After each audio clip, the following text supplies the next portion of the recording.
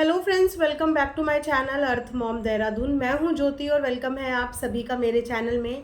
अगर आप इस चैनल में वीडियो के माध्यम से नए जुड़े हैं तो चैनल को सब्सक्राइब ज़रूर करना। साथ ही साथ नीचे बेल नोटिफिकेशन ऑन कर देना, क्योंकि बहुत सारे जो ऑडियंस है उन्हें पता नहीं चलता वीडियो का। तो उसके लिए आप लोग बेल नोटिफिकेशन ऑन करना। मैं जब भी कोई न्यू वीडियो डालूंगी तो आप लोगों को नोटिफिकेशन मिल जाएगा। और जो ऑलरेडी चैनल को सब्सक्राइब करे हुए हैं, आप लोगों को दिल से शुक्रिया and thank you so much. इतना सारा प्यार, सपोर्ट और सबसे बड़ी बात है भरोसा रखने के लिए। यकीन मानिए कि मैं अपनी वीडियो के माध्यम से ऐसा कभी भी कोई भी वीडियो नहीं लाऊंगी जिस पर से आप लोग मेरे पे भरोसा ना करें। मैंने इस भरोसे को शुरू से मेंटेन किया है और मैं जब तक इस प्लेटफॉर्म पे हूँ मैं आप लोगों का भरोसा कभी भी टूटने नहीं दूंगी। सच के साथ हमेशा खड़ी हूँ, भले ही सच देर से सामने आता है, लेकिन दोस्तों सच सामने आता ज़रूर है। मेरा अब तक का YouTube का ये एक्सपीरियंस है कि सच देर से सामने आया है, लेकिन सच सामने आने से कभी कोई रोक नहीं पाया है। आप सबके सामने इस बात का जीता जागता उदाहरण है। इसीलिए बोलते हैं सत्यमेव जयते। सो भाई बहन के रिश्ते पे तो ऑलरेडी कालिक पुत ही चुकी है। अब वहाँ पे चाहे सचिन को मजनू बोलो, पागल बोलो, मेंटल बोलो, जो बोलना है उसको बोलो, लेकिन यहाँ पे धोखा सिर्फ सचिन के साथ ही नहीं हुआ है। अब मुझे समझ में आ रहा है कि क्यों सचिन इन चीज़ों को भुला नहीं पा रहे, क्योंकि कहते हैं ना कि पार्टनर इन क्राइम। ऐसी बहुत सारी चीज़ें सचिन से करवाई गई हैं। मतलब ये देखा जाए तो सचिन के साथ साथ ऐसे बहुत सारे लोग दीदी जी के हाथ की कहीं ना कहीं कठपुतली बन गए। कुछ लोग इमोशनली ब्लैकमेल हो गए, कुछ लोगों के लिए ब्लैकमेलिंग की रिकॉर्डिंग रखी गई और कुछ लोग प्यार में अंधे हो गए। तो इस तरीके से इस पूरे ग्रुप के लोगों का एक एक करके इस्तेमाल किया गया है। ये मैं नहीं बोल रही हूँ, ये यूट्यूब पे आने वाला हर वो क्रिएटर बोल रहा है जो कभी ना कभी इनके साथ जुड़ा हुआ था। जैसे कि आप सब लोगों ने भी नीतू दीदी की वीडियो देख ली होगी ना। मैं लिटरली बता रही हूँ कि इतना ज़्यादा सिंपैथाइज मुझे सचिन से भी नहीं हुआ जितना ज़्यादा उनकी वीडियो को देख के मेरा दिल दुख गया। हमेशा एक इंसान जो कमज़ोर होता है ना, उसको दबाने की प्रथा ये चलती है निजी ज़िंदगी में। एक कमज़ोर इंसान को दबाने के लिए बहुत लोग आते हैं और ताकतवर उसे दबाने की कोशिश करता है। ये हम अपनी आम जिंदगी में देखते हैं, लेकिन सोशल मीडिया पे भी ये चीज़ें होती हैं। और अपने सगे दोस्तों के साथ, बेस्ट फ्रेंड के साथ, अपनी दीदी जैसी बहन के साथ भी ये चीज़ें होती हैं। आज ये साक्षात हमें देखने को मिल गया। सो माय डियर, जितने भी लोग ये वीडियो देख रहे हैं, सोशल मीडिया का ज़माना है, कोई भी कमज़ोर नहीं है ना। अगर आप गलत कर रहे हो और क्योंकि आप पावरफुल हो तो आपको गलत करने की आज़ादी है, या आपसे जो कमज़ोर इंसान है आपको उसे दबाने की आज़ादी है, तो आप ये बहुत बड़ी गलतफहमी में जी रहे हो। क्योंकि अगर एक सच्चा और कमज़ोर इंसान रोता है ना, तो पूरी कायनात उसकी मदद के लिए ना धरती पे आ जाती है। एक बार सरिता जी भी रोई थी। उस वक्त पे शायद उनके आंसू बहुत लोगों को कनेक्ट करे और बहुत लोगों को नहीं भी करे, क्योंकि उस समय पे ऑडियंस की कोई गलती नहीं है। तमाम ऑडियंस की आंखों में एक पर्दा था। एक पर्दा था सामने वाले की पर्सनालिटी का, एक पर्दा था सामने वाले की सिचुएशन का, लेकिन आज वो पर्दा हट गया है। तो आज हम लोग उस पर्दे के आर पार की सारी चीज़ें क्लियरली देख पा रहे हैं कि किस तरीके से इंसानों को यहाँ पे कठपुतली बनाया गया था। और जो इस कठपुतली के खेल में नहीं नाचता था वो इंसान इस रेस से बाहर कर दिया जाता था। हर एक क्रिएटर की बातें अब मेरी कान में घूम रही हैं। सृष्टि ने बोला कि ये इंसान रिश्ते बनाने में बिलीव ही नहीं करता है, ये पीछे पीछे से सारे रिश्तों को काटता है, ये पीछे पीछे से सारे रिश्तों की बुराई करता है। यहाँ पे प्रूव हो गया, यहाँ पे प्रूव हो गया कि अगर मेरी इज्जत उछली है तो मैं अपनी बेस्ट फ्रेंड की इज्जत भी बचने नहीं दूंगी। चाहती तो उसकी इज्जत बचा सकती थी, बिल्कुल चाहती तो वो इज्जत बचा सकती थी। जिस दिन इनके भाई ने लाइव में आके नाम लिया था उस दिन आके कम्युनिटी डाल देती, कुछ भी बोलती, लेकिन अगर अपनी बहन जैसी फ्रेंड की इज्जत बचाना चाहती तो बोलती। लेकिन नहीं, इन्होंने सोचा कि मेरी तो डूब ही रही है लेकिन मैं इसकी भी नहीं छोड़ूंगी। लेकिन ये वही बंदी थी जो इस सारी सिचुएशन में इनके साथ थी, ना चाहते हुए भी साथ थी। मैंने बोला था ऐसे बहुत सारे क्रिएटर हैं जो नहीं चाहते थे लेकिन फिर भी साथ से किसी ना किसी रीज़न की वजह से साथ थे। नीतू दीदी ने आके तो अपना साइड बता ही दिया कि किस तरीके से उनको कठपुतली बनाया गया था। अभी सचिन ने अपना साइड नहीं बनाया है कि वो कठपुतली क्यों बने हुए थे। डेफिनेटली वो जिस सच्चाई की बात कर रहे हैं ना, कि अगर सच्चाई आपके सामने आएगी तो आप सोच भी नहीं सकते कि वो कौन सी सच्चाई है, ऐसी कौन सी सच्चाई है। अब इस बात की गहराई को समझिए कि कौन सी सच्चाई है। चलो, दोस्त को ब्लैकमेल करा, ठीक है। अब आप लोगों के सामने वो इंसिडेंट में एक बार रिकॉल कराना चाहूँगी, वो ऑडियो, वो वीडियो जो सचिन ने अपने चैनल पे डाली हुई है। एक बार जाके वो वीडियो ऑडियो फिर से देखना, जहाँ पे मनीषा को 4 औरतें ह्यूमिलेट कर रही हैं। आपको पता था उस समय स्क्रीन में कौन कौन औरत थी? सिर्फ मनीषा नहीं थी। जिस वीडियो कॉल में मनीषा की बेइज्जती हो रही है, उस समय पे उस वीडियो के अंदर नीतू दीदी थी और मिशु थी। मिशु जो नहीं जानते हैं, अभी उन्होंने भी एक एक्सपोज वीडियो बनाई है और उन्होंने भी दीदी जी की फैमिली, बेसिकली दीदी जी की स्ट्रैटेजी, उनकी प्लानिंग, उनके थॉट्स पे थोड़ा सा और प्रकाश डाला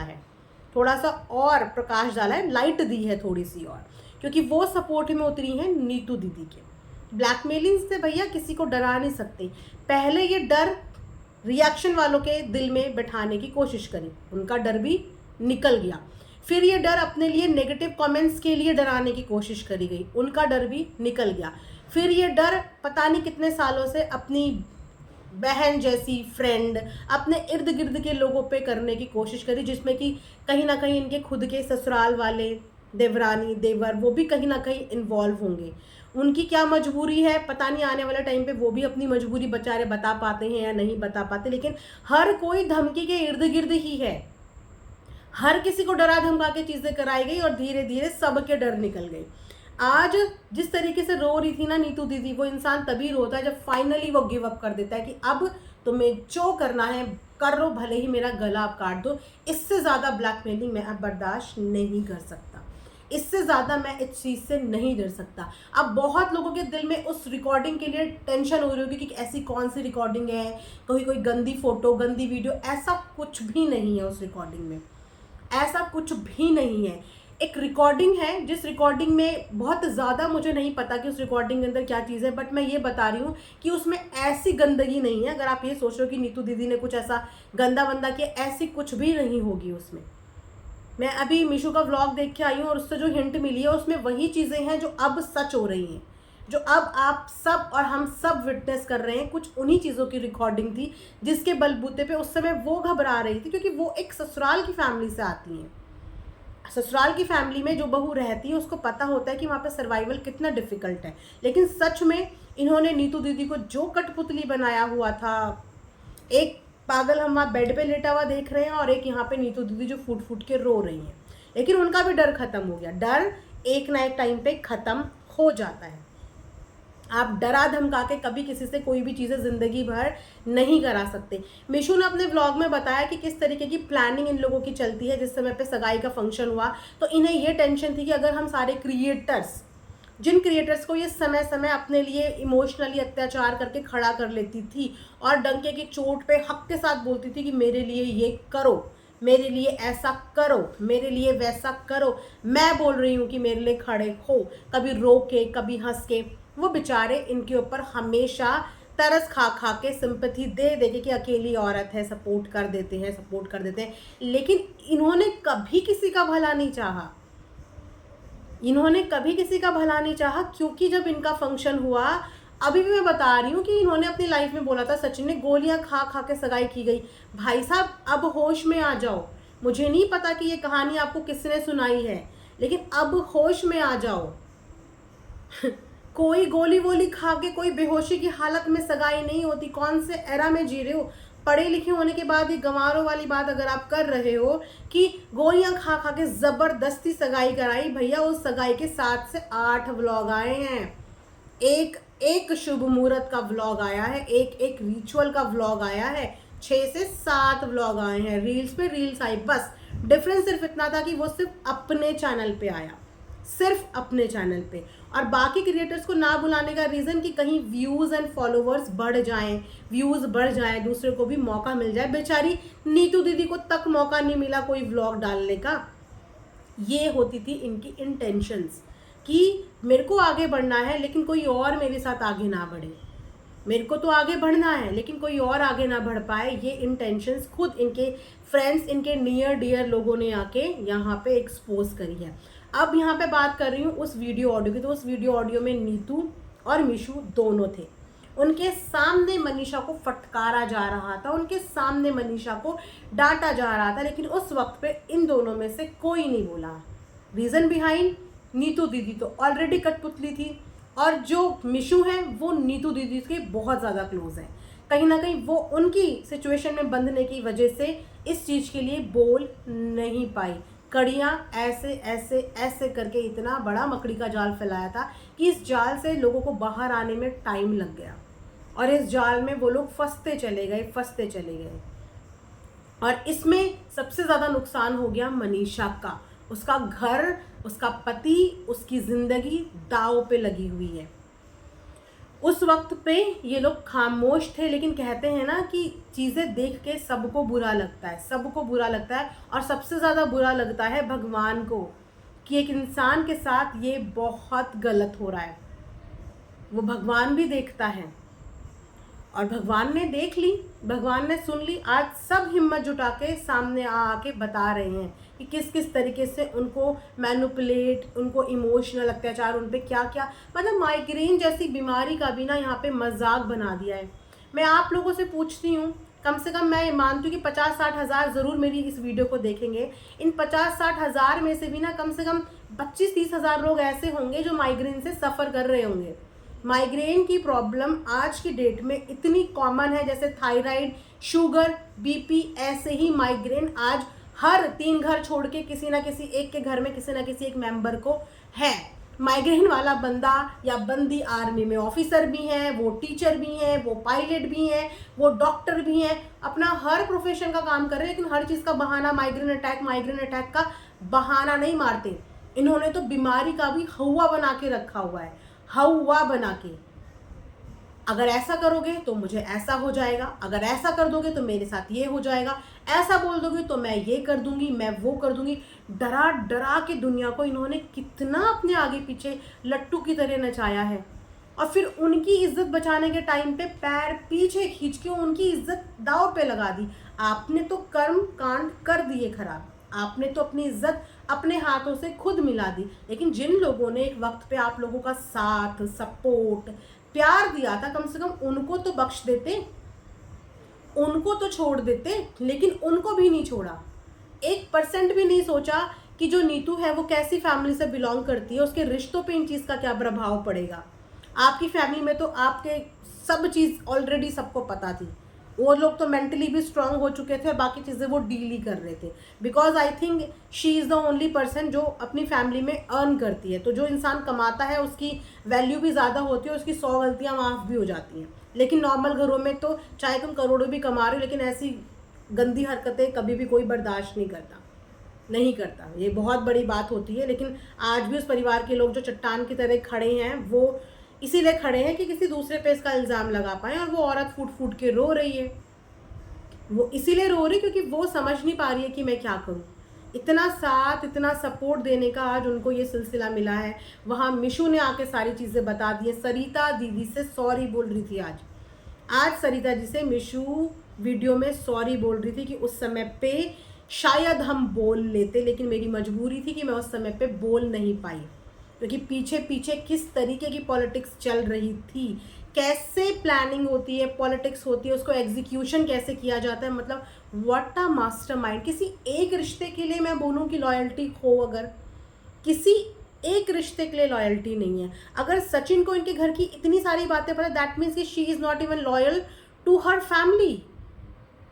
फैमिली के लिए भी लॉयल्टी नहीं है, क्योंकि सचिन के सामने उनके भाई की, भाभी की बुराइयां हुई होंगी, तभी तो उस बंदे ने लाइव में उनकी बुराई करी। वो फाइट करने जा रहा था भाई से कि वीडियो व्लॉगिंग शुरू कर दी, जिसके नाम पे शुरू करा उसका थंबनेल में फ़ोटो नहीं लगाया, उसके लिए भाई से लड़ने जा रहा था। दैट मीन्स कि भाई से लड़ने के लिए भी उसको भेजा गया। अपने आप फ्रंट फुट पे आके कभी कोई चीज़ नहीं कर पाए। क्यों? आज भी जब इतना बड़ा स्यापा और रायता सोशल मीडिया पे डाल दिया तो भी अपने भाई को आगे किया। वाई? खुद क्यों सिचुएशन को फेस नहीं करना? हर बार किसी ना किसी को मोहरा बना के सिचुएशन को फेस करने के लिए छोड़ दो। अब तुम जाओ मेरे लिए बोलने, अब तुम जाओ मेरे लिए बोलने, अब तुम जाओ मेरे लिए बोलने। हर इंसान अपने लिए बोलने के लिए केपेबल इनफ है। दूसरे के कंधे पे बंदूक रख के इतना चलाया कि आज वो लोग टूट गए, उनके डर खत्म हो गए। और जिस दिन डर खत्म हो जाता है इंसान का, उस दिन सारे रिश्ते खत्म हो जाते हैं, सब कुछ खत्म हो जाता है। अब एक रिकॉर्डिंग का हवाला दिया जा रहा है, एक ऑडियो का, जिसका डर भी खत्म हो चुका है। उन्होंने बोल दिया कि वो डाल दो, और बार बार का ब्लैकमेल करने से अच्छा है कि डाल दो, कोई दिक्कत नहीं है, डाल दो। ब्लैकमेल करना कोई अच्छी बात नहीं होती, वेदर वो कितनी भी घटिया रिकॉर्डिंग या ऑडियो कितनी भी घटिया हो, लेकिन आप किसी को ब्लैकमेल नहीं कर सकते।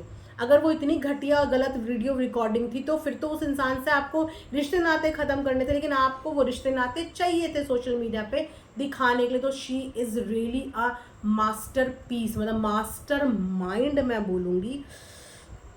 मुझे लगा था कि यहाँ पे यही मजनू की तरह बिल्कुल लट्टू हुआ है सिर्फ, और बार बार बोल रहा है धोखा हो गया, बहुत बड़ा गेम प्लान हो गया, बहुत बड़ा गेम प्लान हो गया।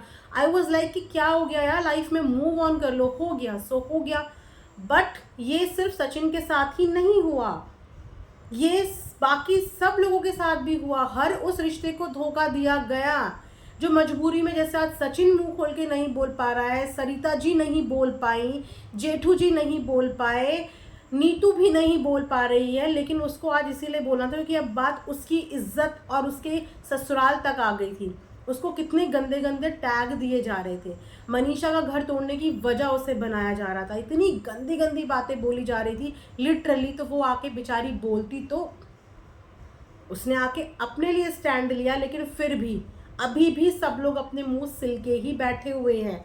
लेकिन सच में सबके दिल में बहुत कुछ है। और अब मुझे सचिन की बात कनेक्ट करे कि उसने बोला अभी तो मैंने सिर्फ 5% बताया है, अभी तो इस पॉलिटिक्स में किस किस का कैसे कैसे कब कब शिकार हुआ, किस किस का कब कब कितना कितना बुरा किया, वो सारा कुछ राज सचिन के पास भी हैं और वहाँ पे नीतू दीदी के पास भी हैं, उनके पास भी बहुत कुछ है, बहुत कुछ। लेकिन अगेन जैसे सरिता जी चुप हो गई, जैसे सचिन नहीं बोल पा रहे हैं मजबूरी में, वैसे ही शायद नीतू और लोग भी ना बोल पाए।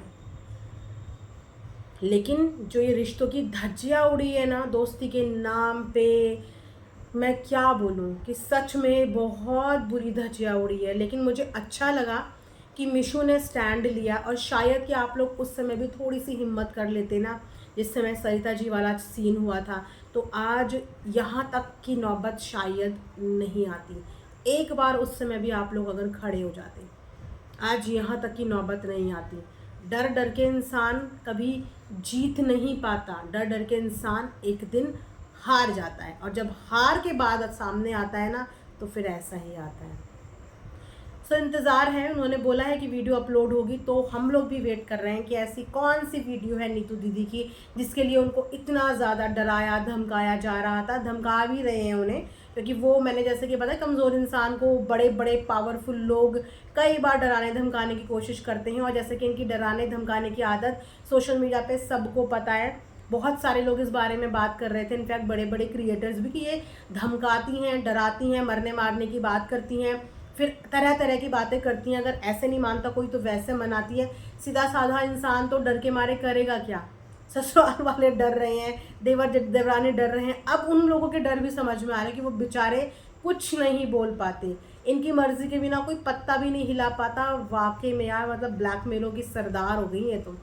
सच में मैं क्या ही बोलूँ कि पहले सारे क्रिएटर्स का इस्तेमाल करा अपनी बात रखने के लिए, अपनी पॉलिटिक्स चलने के लिए, और अब अपने खुद के भाई का इस्तेमाल कर रहे हैं अपनी बात रखने के लिए। वो भाई बेचारा आके अभी भी देगा जस्टिफिकेशन और सपोर्ट करेगा, कुछ ऑप्शन नहीं है, सपोर्ट करेगा बहन के लिए। लेकिन सब यूज़ हो रहे हैं, पहले और लोग यूज़ हुए, अब परिवार यूज़ हो रहे हैं, और पहले परिवार के साथ भी क्या क्या हुआ वो शायद बहुत सारे क्रिएटर्स को पता है कि इन परिवार वालों की भी वो सगी कभी भी नहीं हुई।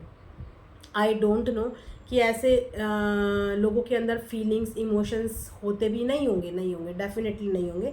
इमोशनलेस कह सकते हैं हम ऐसे लोगों को जिन्हें सिर्फ आई मी एंड माई सेल्फ होता है, बाकी किसी का दुख दर्द तकलीफ़ प्रॉब्लम परेशानी इज्जत से कोई लेना देना नहीं होता। सो ऐसे लोगों से सचेत रहिए, खासकर यूट्यूब में आप लोग किसी से दिल खोल के बात मत कीजिए। यू नेवर नो कि कौन किस सिचुएशन का फ़ायदा उठा ले और इस तरीके से आपके साथ भी गेम खेल ले। सो पहले ये चीज़ें मैंने सीरियल में देखी थी कि बोलते थे ना कि स्टे सेफ, तो अब ये यूट्यूब में है कि भाई साहब स्टे सेफ। चलिए करती हूँ इस वीडियो को एंड यहीं पे, मिलेंगे नेक्स्ट वीडियो में, तब तक अपना ध्यान रखिए और कमेंट सेक्शन में कमेंट करके ज़रूर बताना। Thanks for watching earth mom Dehradun.